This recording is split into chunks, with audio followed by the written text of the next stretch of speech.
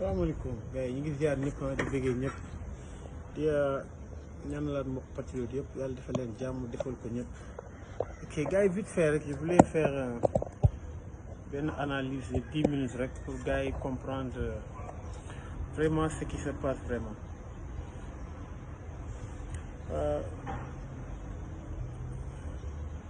gars yi Sénégal foog ñu gën a am analyse ba pare am pouvoir de capacité de discernement ñu xam vraiment lu xew.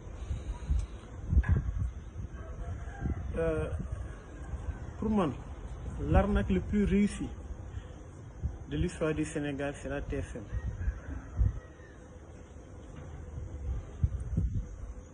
Gis nga arme bi gën a redoutable bi nga xam ne Macky Sall yor na ko c'est pas la police, c'est pas la gendarmerie, nekkul l'armée,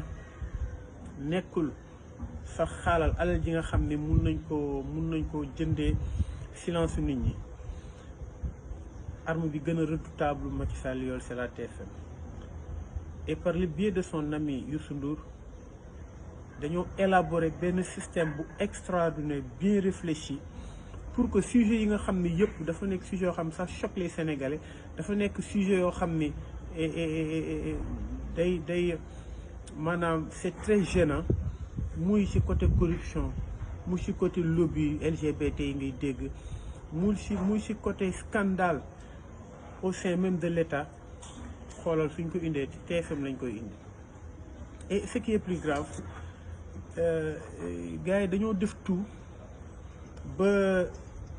du def ay émission te du jàkkaarloo kese bëri na ay émission yoo xam ne bii TFM émission yu nasaxel xel émission yoo xam ne day atténuer maanaam dañuy subir un lavage de cerveau des Sénégalais pour même su fekkoon Sénégalais war nañ indi ñëwu day atténuer day am ay circonstances atténuantes. Pour citer par exemple TFM, l'émission TFM soo leen xoolee c'est très bien élaboré. soo xoolee pàcc Sénégalais bu nekk am na ci benn am na ci représentant. maanaam dañoo jël ay acteurs parce que jàkkaarloo dafa nekk loo xam ne benn long métrage boo xam ne dañoo def tout long métrage boo xam ne dañoo def tout pour côté bu nekk ci société bi am ci représentant. maanaam série bu gudd la, série bi dañ ko def ay épisodes, y a des acteurs bien définis nag du ay caaxaan. soo xoolee côté banlieue bi soo xoolee Malal moo leen représenté. ça veut dire que am na ñoo xam ne dañuy seetaan TFM uniquement parce que Malal day contredire yenn membres yi nga xam ne ñi ngi biir TFM ñi ngi biir jàkkaarloo.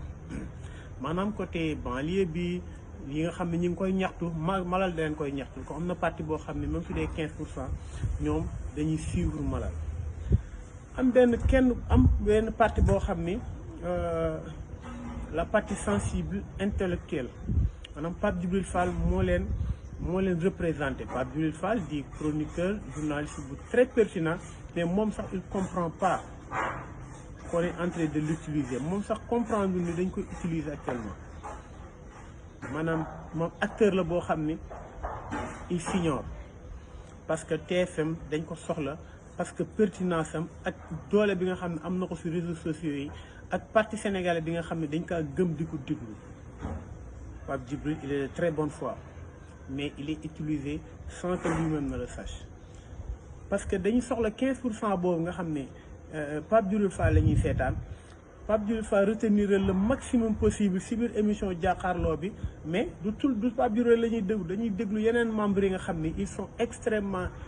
préparés et ils sont extrêmement élaborés pour def lavage de cerveau sénégalais. nga ñëw ci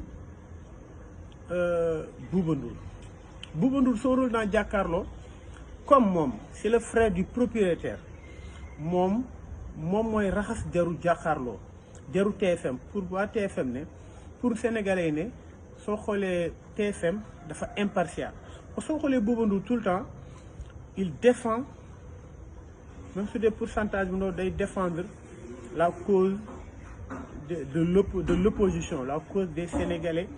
Sénégalais mis à l'écart. Mais pourtant gëmu ko parce que le fait que rôle bi muy joué dafa important ci biir TFM pour Sénégalais duñ na TFM c'est une télévision d'État. Bouba Ndour moom mooy joué en sapeur-pompier. soo xoolee ci biir série bi maanaam scénario bi ñuy joué am na benn partition boo xam ni moomu Birima ñoo koy joué tout le temps. Birima naan ko opposant nga mu naan ko bul ma waxati opposant Birima naan ko opposant mu naan ko ok je l'assume, ça dit que loolu lañ bëgg a def ci bopp Sénégalais c'est préparé mais ñoom fi ñu far xam nañ ko. beneen bi mooy Birima soo xoolee Birima kii nga xam ni yëpp heure bu ñu invité benn par exemple parti de l'opposition wala benn membre de l'opposition coriace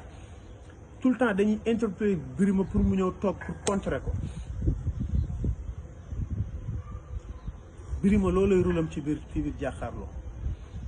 heure bu ñu invité benn membre Pastef nga xam ne ils sont très pertinents soit ñu woo Birima mu naxasal xel parce que Birima du raisonner il crie doo wax wala ñu woo benn maître El Hadji Diouf mu lay saaga di la wax lu ne. beneen bi Papis Diaw soo xoolee à chaque fois kenn critiquer Macky Sall ci benn un sujet donné Papis Diaw il le défend avec intelligence d'une manière indirecte, d'une manière impartiale. Mais pourtant da ngay sentir si tu es pertinent ngay xale da ngay sentir ni Papis Diaw mi kii il est de l'APR, il est dedans.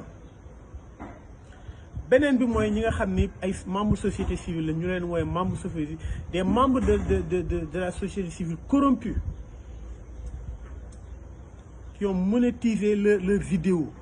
maanaam comme gel boobu noonu ak tant d'autres ñu woo ñu gel bi ñu invité je ne veux même pas connaître son nom d'ailleurs mu nekk di wax lu ko neex di yuuxu di critiquer di dal à bout de champ lépp li nga xam ni dafa bokk day wax sax ba tudd sëriñ yi mos nañ ko intéressé muy wax di n'importe quoi ci Sonko c'est-à-dire que kooku moom dafa bokk ci kii c'est pas un acteur principal mais c'est une actrice occasionnelle boo xam ni am na ay sujets yoo xam ne foog ñu indi ko sujet góor jigéen il fallait ñu indi ko parce que féminisme ça rime avec góor jigéen ça rime avec le lesbianisme. beneen bi mooy maanaam bon maa ngi doon tëb Charles Faye moom aussi bon il joue à l'intellectuel maanaam tantôt il est du côté de l'opposition tantôt sa pertinence le laisse flancher un peu du côté du pouvoir tantôt il tire sur les deux moom sapeur-pompier la parce que côté intello bi moom mooy wane ni des fois bon il joue pertinence am fu dëgg féete rek fa lay nekk mais il est dedans aussi il fait partie du système c'est un système bien huilé bien élaboré. beneen bi mooy les victimes de Jakaarlo mooy ñi nga xam ni ñu ngi leen di invité kuñ ci invité sujet bu ñu boo mënti indi gars yi dinañ ko segg par une microfiltration dinañ ko segg di ko wàññi di ko refroidi ba naxasal xelu sénégalais ba yow mi ñëw sax da ngay tiit soo xoolee oustaz bi ñu invité démb dafa mujjee sax moom tiit maanaam moom dañ ko mujj sax moom d'un côté maa ngi jégalu mais dañu mujj sax intimider ko ba moom sax su demee il va se remettre en question di xalaat comment ça fait-il ñoom ñu toog ne góor jigéen dafa nekk loo xam ñi ko moom ils sont puissants ils contrôlent le monde xanaa duñu ay jullit mais Chine bouddhiste lañ gëm mais Chine kenn sañul taxaw foofu naan leen da ngeen légaliser góor jigéen duñ ko nangu seen dëkk duñ ci waxtaan mais duñ ko nangu kenn sañul dem foofu pourtant ñoom téye àdduna bi deuxième puissance mondiale ñoom la ils avancent à pas forcer bientôt la première puissance économique du monde si il ne l'est déjà. Russie l'un des puissances nucléaires au monde le plus grand pays au monde Russie xalaatoo fa wax affaire góor jigéen koo fa kii dañuy rëq sa ndigg nga jël ay Inde il avance à pas forcer économie mondiale aussi Inde doon dëkk boo xam ni légaliser woon góor jigéen maanaam tamit criminaliser wuñ ko mais permettre nañ seen population ku gën di def affaire jigéen ñu tëcc la ba nga nooy nekk pour ne citer que ça ay yenn dëkk yu bëri yoo xam ne Iran sañoo faa wax loolu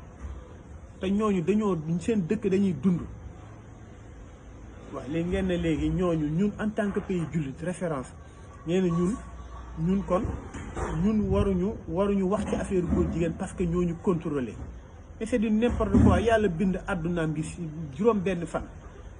bind nit ñi sàq leen yàlla teg bind ci alxuraan ne lii baaxul bible bi bind ko ne lii baaxul nga ne loolu soo ko waxee wóorul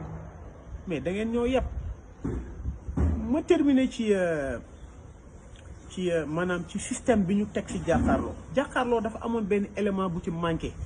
pièce du puzzle la maanaam série bi dafa am élément bu ci manqué woon élément bi xam nga kan la Macky Sall régime bi dañoo soxla woon un journaliste pertinent et international koo xam ni Afrique yëpp xam nañ ko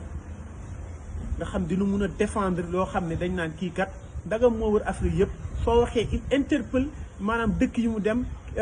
kii yi mu couvrir président yi nga xam ne introsé na fu mu waxee dañ naan kii comme wër na àdduna bi yëpp borom xam-xam la kooku moo ci manqué muy Cheikh Yérim kay réfléchissez lan moo tax Cheikh Yérim ñëw bokk ci série bi parce que moo ci manqué woon parce que il est international ñi fa toog yëpp c'est le seul journal international c'est-à-dire que la pièce du puzzle Cheikh Yérim moo ci manqué woon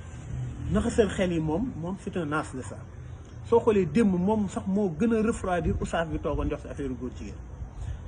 beneen bi mu ne bon maa ngi tëj ci affaire góor jigéen bi ma wax parce que sans ménère bi sax beneen bi mu ne avion bi bon ça c'est un symbole de souveraineté soo xoolee Air Force One kay yow États-Unis rawee Sénégal 100 000 années suñu tëddoon 100 000 années duñ leen raw kooku ngay tëkkaleeg sa bopp seen avion ak kii amuñu sax benn Air Force One yu bëri lañ yor doo xam sax ban moo war a dem président su waree jug kenn xamul ban moo war a décoller keneen ku jigéen ki ñu invité mu ne bon nit uude nu mu la gisee la lay ëwalee kay pour yéen priorité avion la pour yow tubaab bi nga wàcce sa avion bu rafet noonu la lay respecté gars yi sax xam ngeen priorité fan la gis ngeen nawet baa ngi ñëw soo demee Kër Massar lépp gas nañ ko ñooñu tey ñi ngi commencé di am insomnie ndax di xalaat li ñu war a dund ñooñu ñu ngi commencé di yett seeni gaal pour nu ñu mën a déplacé woo ñi chômage bi nekk Sénégal tulleeg man la saa waay ñi fi liggéey yëpp ñooy dañu xëy jaay mbuus ñii di jaay café dëkk bi yëpp ay jaaykatu café lañ dëkk bi yëpp jaaykatu mbuus lañ dëkk bi yëpp ay ambulant lañ da ngay romb mu ko yor ay lingom di jaay lan la mënal nit ngeen ne priorité avion bu bees pour lan et il faut définir les voyages de Macky Sall qu'est-ce que ça nous sert vraiment kon gars yi nañ leen bàyyi caaxaan yi Sénégal yeewu leen ngeen xam ne TFM c'est une série bien élaborée avec des épisodes qui n'arrangent que le régime ku leen arrangé wul dañ lay tirer à bout de champ sawaay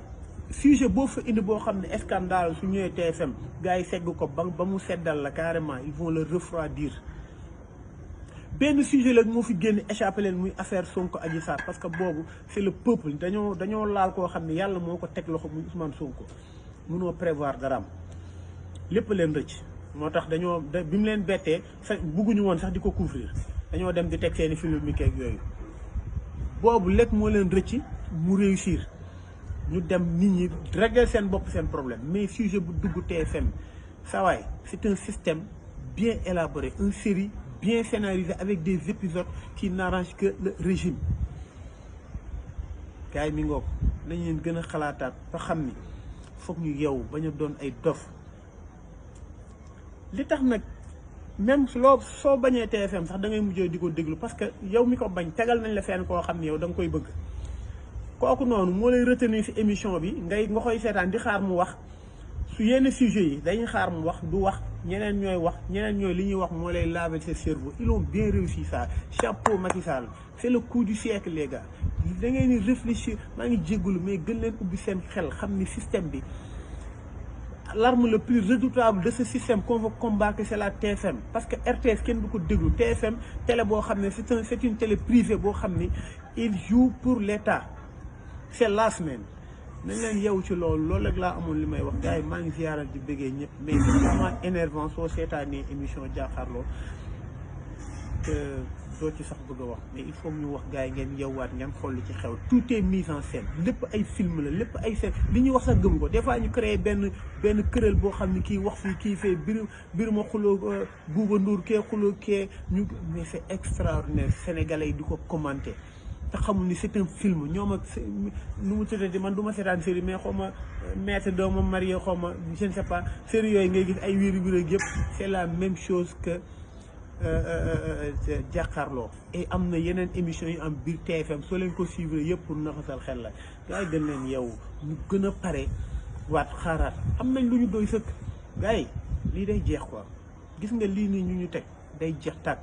système bi dafiy jóge leneen lañ fiy teg te incha allah yàlla suñu borom da koy def j'en suis persuadé mbirum Ousmane Sonko lu yàlla teg la benn par benn lu yàlla teg yàllaa ko teg sàmmal ko boppam gis nga yàlla suñu borom avant mu ñuy jox ay pétrole ak yooyu muy feeñ dafa xaar ba wutal ñu koo xam ne mun na càmbar loolu muy président Sonko mu soog ko teg kon kookoo koy aar ba teg ko ci bopp réew mi yàlla li mu bëgg yëpp mu def jaajëf